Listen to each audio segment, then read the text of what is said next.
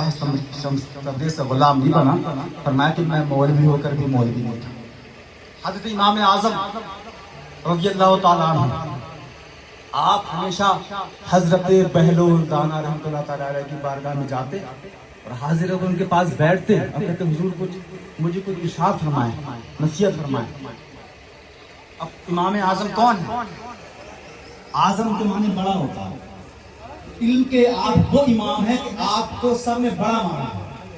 हम लोग इतने बड़े औलिया अल्लाह, इतने गरीब नवाज साहब पाक और शेख अब्दुल्लाह मुहद्दिस देलवी, शाह वलील्लाह मुहद्दिस देलवी, हजारों औलिया अल्लाह जिनके मसलक पे चलते हैं, मसले के इमाम आज़म, वो आपने जो हार्ड बहुत कठिन मसाइल थे आपने अपनी तहकीक से बहुत आसान करके मत को दे दी, इसलिए आपको इमाम आज़म कहा गया। ऐसे ऐसे मसाइल के दिमाग घूम जाए, लेकिन आपको अल्लाह ने वो इल्म और वो ज़हानत अता फरमाई। आपसे अल्लाह को अपने दीन का काम लेना था, इसलिए आपको वो ज़हानत अता फरमाई कि आपने इतने कठिन मसाइल को उम्मत को हल करके दे दिए कि हमारे लिए आसान है। वो इमाम आज़म जिनके आगे सैकड़ों हजारों लाखों के सर खम हैं उनके मैदान में, आप हज़रत बहलूल दाना के पास ना फरमाते कुछ इरशाद फरमाइए, कुछ सुनाइए इनको, तो वो कुछ क्या होना चाहिए। फिर किसी ने कहा कि आप उनके पास जाते हैं, बहलूल दाना मस्त फकीर हैं, वो तो फकीर हैं, उन्हें क्या बड़े आलिम फाजिल, या आप जानते हैं, आपको तो आज भी सब कुछ आते ही है, कौन से मसले आप नहीं जानते हैं, कौन सी दीन की बात आपको नहीं पता। कुरान आप लोगों को सिखाते हैं, हदीस आप लोगों को सिखाते हैं, लोग आपसे अपने मसाइल को हल करवाते हैं, लेकिन आपको बहलूल दाना उस दीवाने मस्ताने के पास जाने की क्या जरूरत है? तब आपने फरमाया, ध्यान दें इस जवाब की तरफ, फरमाया कि मैं शरीयत को ज्यादा जानता हूँ और वो साहिब शरीयत को ज्यादा जानते हैं। फरमाया कि मैं कुरान को ज्यादा जानता हूँ और वो साहिब कुरान को ज्यादा जानते हैं। फरमाया कि मैं शरीयत को ज्यादा जानता हूँ, लेकिन बहलूल दाना वो दीवाना वो मस्ताना साहिब शरीयत को ज्यादा जानता है। फरमाया कि मैं कुरान को ज्यादा जानता हूँ, वो साहिब कुरान को। सुभान अल्लाह। मतलब फरमाया कि मैं कुरान को जानता हूँ, वो हुजूर को ज्यादा जानता हूँ, मैं शरीयत को ज्यादा जानता हूँ, वो शरीयत के लाने वाले। नारे तकबीर, नारे रिसालत, फैज़ाने कबीरुल औलिया, नारे तकबीर, सुभान अल्लाह, सुभान अल्लाह, बहुत खूब। फरमाया कि मैं शरीयत को ज़्यादा जानता हूँ, वो साहिब शरीयत को ज़्यादा जानते हैं। और हज़रत शम्स तबरेज़ का एक कलाम है, इससे पता चलता है कि अल्लाह वालों की जो शायरी है, तो जैसे हम लोग शायरी करते हैं, थोड़े बहुत लिख लेते हैं, तो हम लोगों को क्या है वो अल्फाज जोड़ डाल के बना के एक मिसरा भी कर दिया, क्योंकि जब आदमी का इल्म होता है, अल्फाज तो उसका होते ही है, जब आदमी पढ़ा लिखा होता है तो पढ़ने लिखने से जहन को उसका खुल जाता है, और किताबें पढ़ता है तो जाहिर सी बात है सेटिंग हो जाती है। लिख लेते हैं हम भी थोड़ा बहुत जोड़ डाल के, और लेकिन जो अल्लाह वालों की शायरी है उनकी देखिए, फरमाते हैं कि आरज़ूदारम के मेहमानत को ना, ये हज़रत शाह शम्स तबरेज़ का कलाम है, ये आपने दीवार नहीं लिखी ना, कोई आप कहीं मदरसे में मुदर्रिस थे, लेकिन इन बातों से देखें मतलब जो, और इनका जो लिखना है ये इल्हाम मोहब्बत है, कभी रम्ज़ में बैठे होंगे रम्ज़ में लिख गया, वरना होता तो पूरा दीवान होता, दीवान नहीं है, दो चार शेर आपने लिखे, लेकिन क्या लिखा है इसके अंदर। फरमाते हैं कि आरज़ू दारम के मेहमानत को ना, जानो खुदाए दोस्त कुर्बानत को ना। फरमाते हैं कि हमारी आरज़ू है कि कमरे वाले महबूब कभी आप हमारे घर पे आइए, कभी आप हमारे गरीब खाने पे आइए, आरज़ू दारम के मेहमानत को ना, कभी आप हमारे घर पे मेहमान हो जाइए, आरज़ू दारम के मेहमानत को ना, जानो दिल दोस्त कुर्बानत को ना।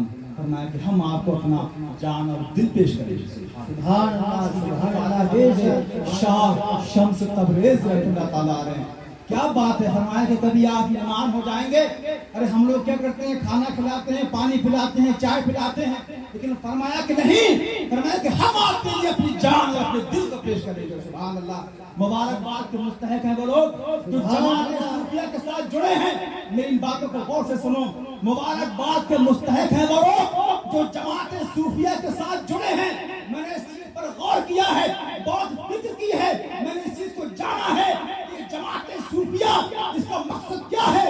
اس کا مقصد حضور کی محبت ہے، اس کا مقامات ہے، یہ وہ عاشقوں کی جماعت ہے۔ اس جماعت کے اندر ہم جیسے گنہگار، سیاہکار، بدکار لوگ بھی ہیں، اس کی ایسی کوئی بات نہیں ہے، ہم جیسے بیکار لوگ بھی ہیں، لیکن یہی وہ جماعت ہے اس کے شہنشاہ سیدنا شیخ عبد القادر جیلانی ہے، جس کے سیناپتی غریب النواز ہیں، جس کو لے کر کے چلنے والے علاؤالدین علی احمد صابر ہیں، جس کو لے کر کے چلنے والے خواجہ نظام الدین اولیاء محبوب الہی ہیں۔ یہ وہ صوفیہ اکرام کی جماعت ہے۔ ہمارے اسلاف کا یہ طرز عمل رہا ہے کہ انہوں نے دنیا کو چھوڑ کر کے اگر سب کے اوپر کسی چیز کو جانا ہے تو محبت رسول کو جانا ہے اور عشق رسول کو جانا ہے۔ سبحان اللہ، نعرہ تکبیر، نعرہ رسالت، یا رسول اللہ، بھائی خواجہ حسن سرکار، شیر جہانگیری، بھائی حبیب الاولیاء، بھائی کبیر الاولیاء، نعرہ تکبیر، سبحان اللہ، سبحان اللہ۔ وہ صوفیہ اکرام کی جو جماعت ہے یہ عشق و محبت والی جماعت ہے۔ دیکھا نہیں تو باغی ہوتی ہے تو کیسے بنتا ہے خاندان محبت؟ دیکھا آپ نے گھوم رہے ہیں، بے وقوف تو ہے نہیں، وہ دماغ تو ہے اس کے اندر، گھوم کیوں رہا ہے؟ کیونکہ اسے وہ محبت کے وہ جام پلائے گئے ہیں جس کے ہاتھ میں اپنا ہاتھ دیا نا، اس نے اپنی نگاہوں سے وہ جام پلایا ہے کہ جب اس کے محبوب کا نام لیا جاتا ہے تو اس کا دل بے چین ہو جاتا ہے، بے شک، سبحان اللہ، بے شک، اس کا دل کھل اٹھتا ہے۔ اب جس نے یہ محبت کا جام نہیں پیا ہے، وہ یہ نہیں جانتا ہے کہ یہ صوفیہ کرام کا حال کیا ہے۔ اب جسے پتہ ہی نہیں ہے تب تو یہ کہے گا یہ ناچ رہا ہے، پتہ نہیں کیا کر رہا ہے، کہے گا یہ ناچ رہے ہیں۔ اگر تم کہہ رہے تو ہندی میں تو اسے ناچ نہیں کہیں گے، اگر تم کہہ رہے تو ناچتا نہیں، انگلش میں ڈانس کہیں گے، نام بڑے صوفی ڈانس کہیں گے، اور عربی میں سے کہیں گے ورز، اور فارسی میں کہیں گے رقص۔ تو ورز کا جو معنی ہے، ورز کا معنی کیا ہوتا ہے؟ ورز کے معنی ہوتا ہے پا لینا۔ وہ تو ہماری عام بھاشا میں اس کو سمجھانے کے لیے اسے کہہ دیتے ہیں صوفی ڈانس یا رقص، یہ چیز نہیں ہے۔ یہ اس کا جو اصل لفظ ہے جو تصوف کی کتابوں میں ملتا ہے، وہ رقص یا یہ ناچ میں لفظ ملتا ہے، وہاں ملتا ہے ورز، اور ورز کے معنی ہوتا ہے پا لینا۔ بے شک، سچ ہے، صوفی ورز اسے کہتے ہیں، اور ورز کا معنی ہوتا ہے پا لینا۔ آخر انہوں نے کیا پایا؟ کھڑے ہو کر جھومنے لگا ایک دم، اس نے کیا پایا؟ اس نے اپنے محبوب کی محبت کو پایا۔ اس نے کیا پایا؟ اس نے ان کی محبت کی روشنی کو پایا۔ اس نے کیا پایا؟ اس نے اس محفل کے اندر ان کے جلوے کو پایا، ان کے نام کو پایا۔ بے شک، ماشاءاللہ، بہت خوب۔ اب اعتراض کرنے والے غور سے سنیں میری بات کو، اعتراض کرنے والے اگر کوئی جماعت صوفیہ پہ اعتراض کرتا ہے کہ یہ حال کھیلتے ہیں، یہ ناچ معوذ باللہ من ذالک استغفر اللہ، یہ کہتے ہیں اپنی کم علمی کی وجہ سے، اسٹڈی نہ کرنے کی وجہ سے، کتابوں کو نہ دیکھنے کی وجہ سے، تو یہ جو اعتراض ہے یہ اعتراض آج کا نہیں ہے، یہ اعتراض پہلے بھی ہوتا رہا۔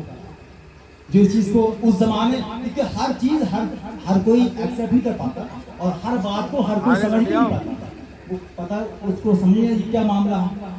تو آج سے سینکڑوں سال پہلے، بہت غور سے سنیں، آج سے سینکڑوں سال پہلے حضرت امام احمد بن حنبل سے کسی نے پوچھا، کس سے پوچھا؟ حضرت امام احمد بن حنبل۔ اب تمہیں جب یہ نہیں پتا کہ امام احمد بن حنبل کس ہستی کا نام ہے، تم جن کے پیچھے چلتے ہو تمہیں یہ نہیں بتایا کہ امام احمد بن حنبل کس ہستی کا نام ہے۔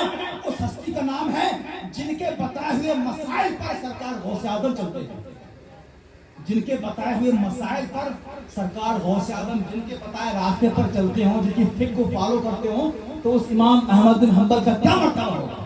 جو اہل علم ہے وہ تو سمجھتے ہی ہیں، لیکن میں عام طریقے سے بتا رہا ہوں کہ تم پہلے جانو کہ سرکار غوث اعظم کون ہے؟ بلی کے سلطان ہیں، ان کے بتائے ہوئے مسائل پر سرکار غوث اعظم بھی چلتے ہیں، ان کا نام ہے امام احمد بن حنبل۔ سمجھ میں آئی آپ؟ اب ان سے کسی نے پوچھا، امام احمد بن حنبل سے کسی نے پوچھا کہ حضور یہ بتائیے سب سے بہترین جماعت کون سی ہے، سب سے بہترین لوگ کون سے ہیں؟ تو آپ نے فرمایا کہ سب سے بہترین جماعت صوفیہ کی ہے، سبحان اللہ سبحان اللہ سبحان اللہ سبحان صوفیہ کرام اللہ تو سے پتہ چلا کہ صوفیہ کرام کوئی آگ سے نہیں ہے، صوفیہ کرام کوئی آگ سے نہیں ہے، کوئی یہ سمجھے کہ بیت الشریف سے صوفیہ کرام اسٹارٹ ہو گئے، اونچی ٹوپی لگانے لگے، نہ سائل کے سوال سے پتہ چلتا ہے سینکڑوں سال پہلے اس نے پوچھا امام احمد بن حنبل سے، کون امام احمد بن حنبل جن کے بتائے ہوئے مسائل پر سرکار غوث اعظم کرتے ہیں، پوچھا کہ حضور سب سے بہترین جماعت کون سی ہے؟ جواب دیا کہ سب سے بہترین جماعت صوفیہ کرام کی ہے۔ اب اس نے پھر ایک اور سوال کر دیا، بے شک سبحان اللہ بے شک اس نے اب